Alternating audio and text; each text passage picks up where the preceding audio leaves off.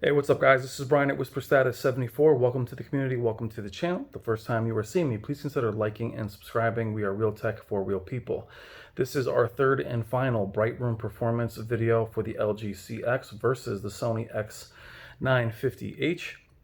Special thank you to Robert and Wendy Zahn from Value Electronics for supplying the X950H. I also purchased the LG CX from them. Please consider making your next AV purchase through them. Check the description below for their website and consider visiting their Scarsdale location once they reopen. This test will be to show Bright Room performance. The first two videos did open window. We'll be using the Spears and MUNSIL demo disc, which you can also find in the description. Consider purchasing that as well. This will be in my living room. The other ones were open window, sunshine. This is false light, which you are going to see is in the center. That way both displays, sorry about that, get equal light. The Spears and MUNSIL demo disc is also HDR. It is also 8K, so it'll give you a nice representation. Both displays are in their cinema modes.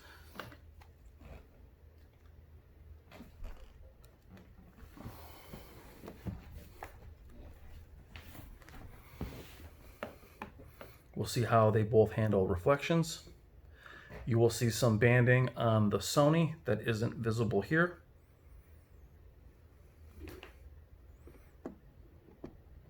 Get a little closer, get them both. Oops, sorry.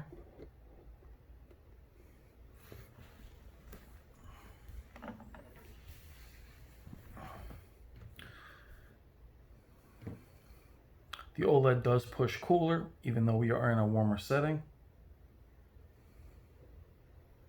At times, the LED, though brighter, can also wash out and lose detail.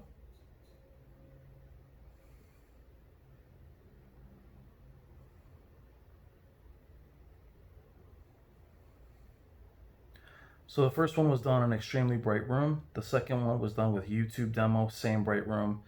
This one is later at night with a lamp in the back. So you'll see like a moderately lit room with false light.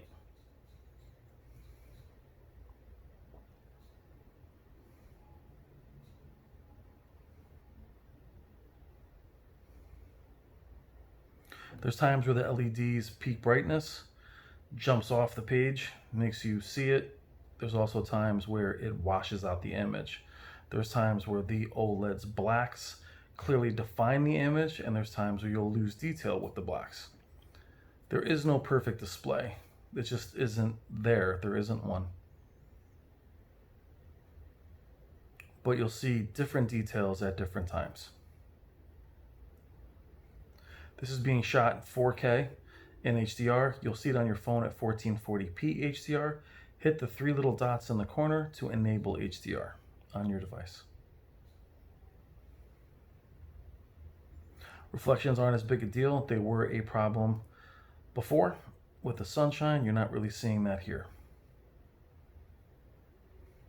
The light is dead center between the two displays. That way it would not show up in either display, but the light is behind it.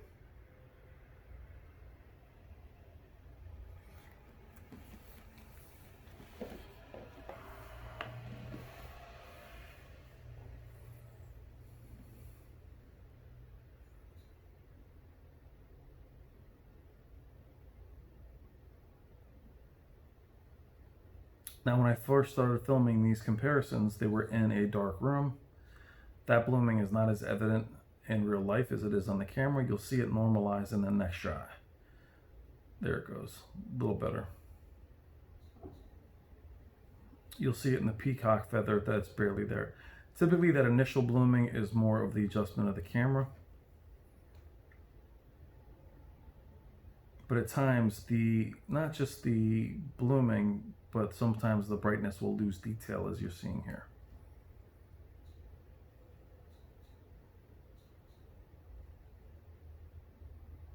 So they pretty much trade punches every other image, which I love. That's why I love this demo.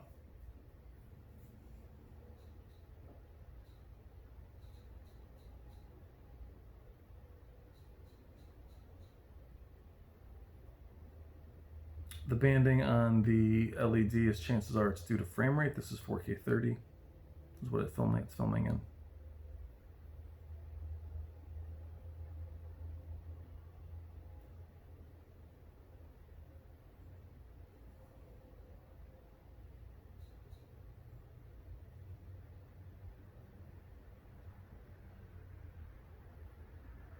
And you'll see how in the OLED, the specular highlights can actually appear brighter than the LED at times, which is fascinating.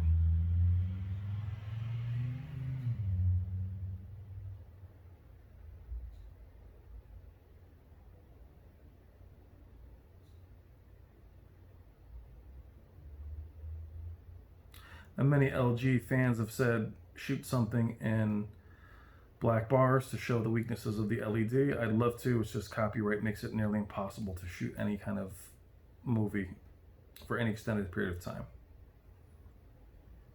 at least at a channel my size.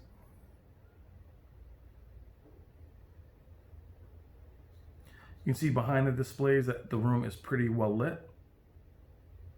Probably typical viewing conditions for many of you. I tend to watch in a completely dark room.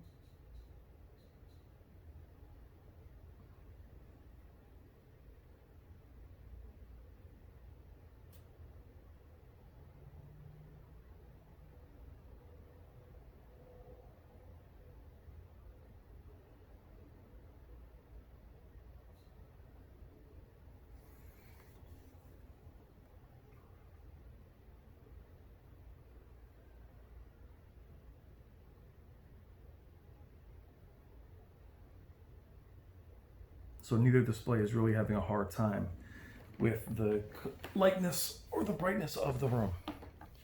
They both seem to be handling it very well. Meaning both are versatile enough to be in any room in your home.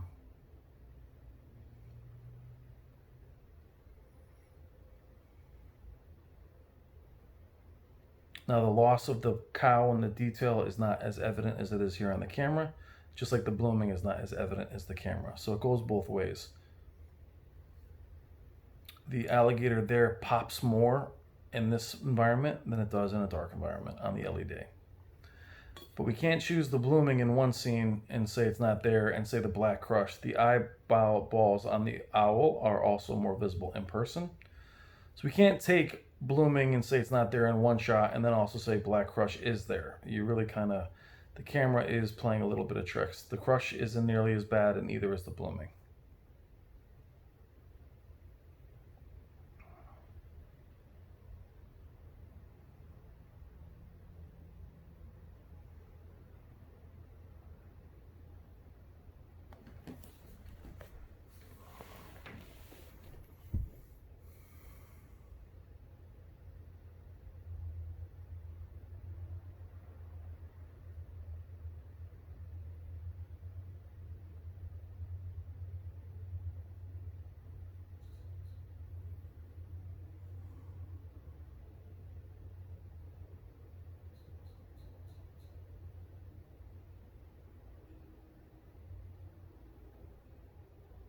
Both look amazing, no aliasing in the feathers at all. You can see in images like this where the peak brightness kind of works against the LED. The aperture in the camera is on auto. And this is where it will end.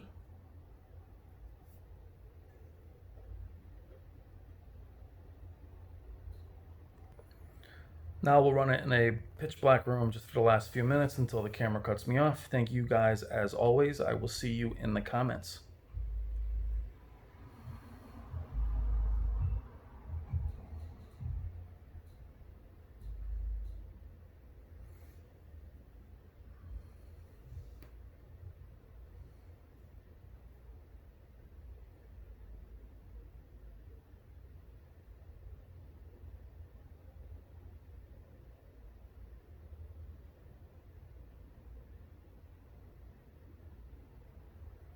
Every time I talk, it cuts me off, so I'll just be quiet. You never know how long these are going to last before the HDR cuts you off.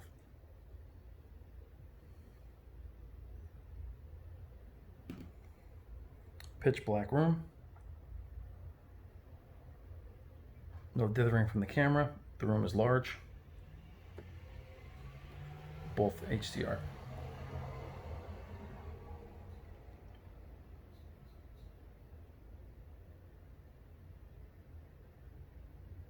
Both displays performed very well with the light.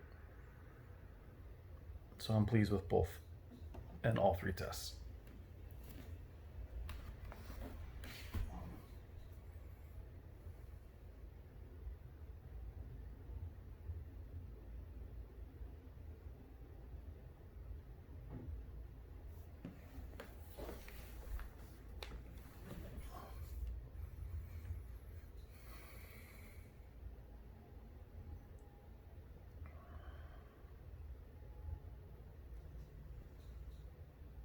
It tends to cut off at the 11-minute mark.